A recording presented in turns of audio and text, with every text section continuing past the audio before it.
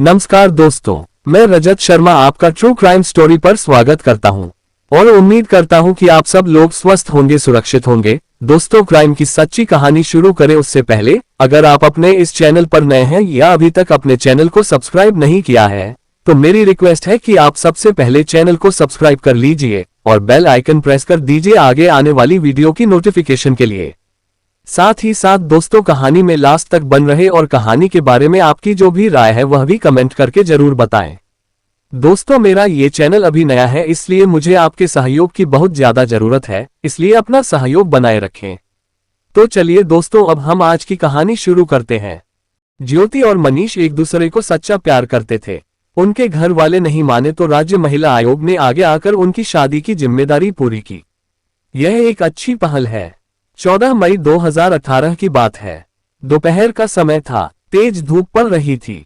जयपुर में बनीपाक स्थित ग्रामीण महिला व सलाह सुरक्षा केंद्र की प्रभारी निशा सिद्धू अपने चैम्बर में एक केस के सिलसिले में सहकर्मियों से चर्चा कर रही थी। तभी एक युवती इस केंद्र पर पहुंची। उसने केंद्र में बाहर के कमरे में बैठी एक महिला से कहा, मैडम, मुझे इंचार्ज मैडम से मिलना है। उस महिला ने युवती पर एक नजर दौड़ाई। करीब 19-20 साल की वह युवती घबराई हुई और परेशान लग रही थी। उसने चुनरी से अपना चेहरा ढका हुआ था। वह कुर्ता और सलवार पहने हुए थी। भीषण गर्मी में आने से उसके बदन से पसीना टपक रहा था। महिला ने उस युवती को एक कुर्सी पर बैठने का इशारा किया। वह कुर्सी पर बैठ गई। अपना कुछ काम निपटाने के बाद वह महिला अपनी सीट से उठी और उस युवती से बोली, आओ मेरे साथ, मैं तुम्हें इंचार्ज मैडम से मिलवा देती हूँ। वह युवती जल्दी से उठ खड़ी हुई और उस महिला के साथ चल दी। वे दोनों दूसरे कमरे में पहुंची। वहां एक बड़ी सी टेबल के सामने एक रौबदार महिला बैठी थी। टेबल के दूसरी तरफ 3-4 अन्य महिलाएं भी कुर्सियों पर बैठी थीं। साथ आई महिला ने इशारा करके युवती को बताया कि वही इस केंद्र की इंचार्ज हैं। इनका नाम निशा सिद्धू है। युवती ने इंचार्ज को अभिवादन किया। युवती का अभिवादन स्वीकार करते हुए इंचार्ज ने युवती को कुर्सी पर बैठने का इशारा किया। फिर पूछा, तुम कौन हो और कहां से आए हो? मैडम, मेरा नाम ज्योति धानका है। मैं जयपुर में ही झोटवाड़ा की धानका बस्ती की रहने वाली हूँ। युवती ने अपना परिचय दिया। ज्योति, बताओ तुम यहाँ क्यों आए हो, क्या कोई परेशानी है? इंचार्ज ने उससे पूछा। मैडम, मैं एक लड़के से प्यार करती हूँ। वह लड़का भी मुझे बहुत चाहता है, लेकिन मेरे परिवार वाले हमारे प्यार के खिलाफ हैं। वे हमारे प्यार के दुश्मन बने हुए हैं। युवती ने रुआसे स्वर में कहा। तुम्हारी उम्र कितनी है और तुम्हारे परिवार में कौन कौन है? इंचार्ज ने पूछा। मैडम, मेरी उम्र 19 साल है। परिवार में पिता सुरेश कुमार, 2 भाई और माँ है। युवती ने बताया। और वह लड़का कौन है जिससे तुम प्यार करती हो? इंचार्ज ने पूछा। वह मनीष महावर है। उसकी उम्र भी 22 साल है। वह जयपुर में ही गेटोर रोड ब्रह्मपुरी का रहने वाला है। युवती ने कुछ शर्माते हुए बताया, मनीष और मैं एक दूसरे को बहुत प्यार करते हैं, लेकिन मेरे परिवार वाले हमारी शादी करना तो दूर, उससे बात तक भी नहीं करने देते। 1-2 पल रुककर ज्योति रोने लगी, फिर सुबकते हुए बोली, आज सुबह की बात है। मैं अपने भाई के मोबाइल से मनीष से बात कर रही थी। इस बात की भनक पापाजी और भैया को लग गई तो उन्होंने मुझे बेल्ट से खूब मारा। ज्योति ने सुबकते हुए अपने चेहरे और सिर पर ढकी चुनरी को हटाते हुए कहा, देखिए मैडम, मेरे परिवार वालों ने मेरे सिर के बाल तक काट दिए। इतना ही नहीं, बिजली का कट भी लगाया। इससे मैं बेहोश हो गई तो मुझे कमरे में बंद कर दिया।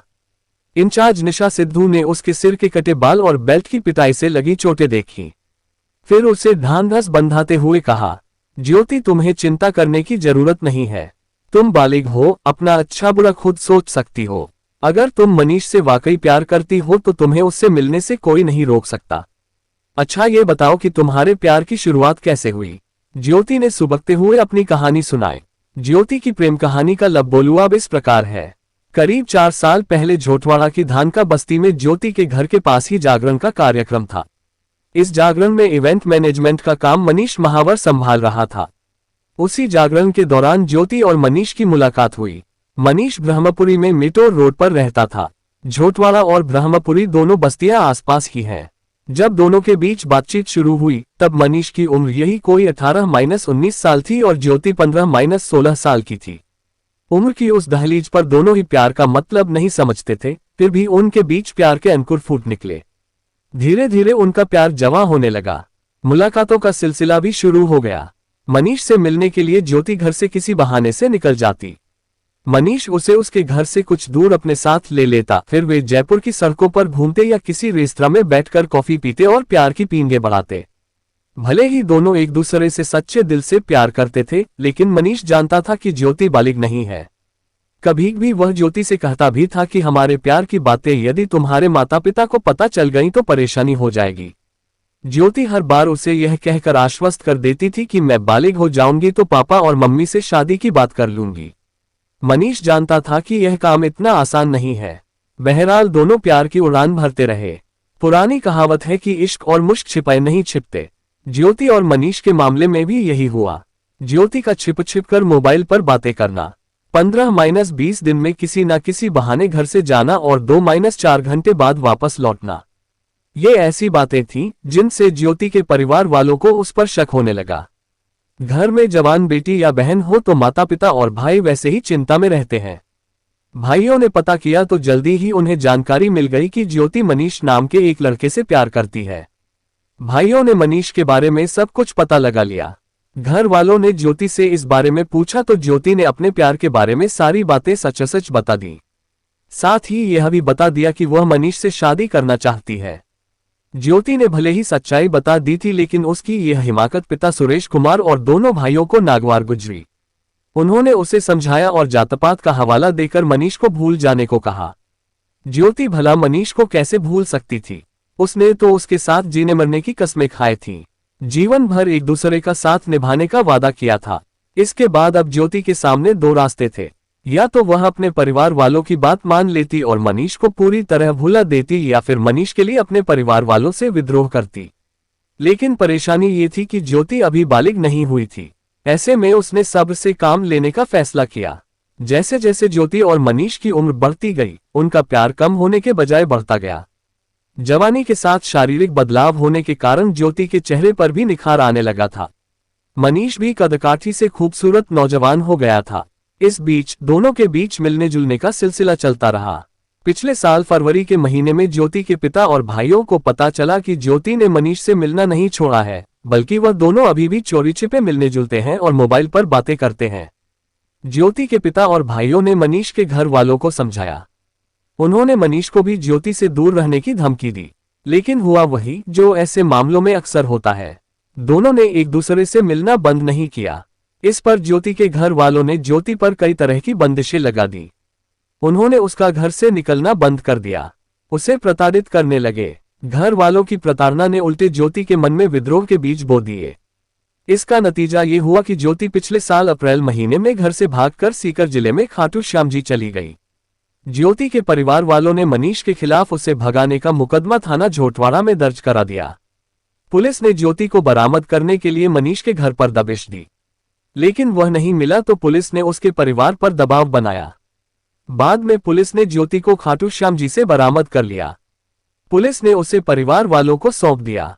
इसके बाद ज्योति के घर वालों ने ज्योति को और ज्यादा डराया धमकाया और सख्त हिदायत दी कि वह मनीष से दूर रहे, लेकिन ज्योति किसी भी कीमत पर अपने प्रेम को नहीं भूलना चाहती थी। परिवार की तमाम बंदिशों के बावजूद वह मौका मिलने पर मनीष से मोबाइल पर बात कर लेती थी। इसी 14 मई की सुबह ज्योति मोबाइल पर चोरी छिपे मनीष से बात कर रही थी तो पिता और भाइयों को पता चल गया। गुस्साए पिता और दोनों भाइयों ने उसे बेल्ट से बहुत पीटा।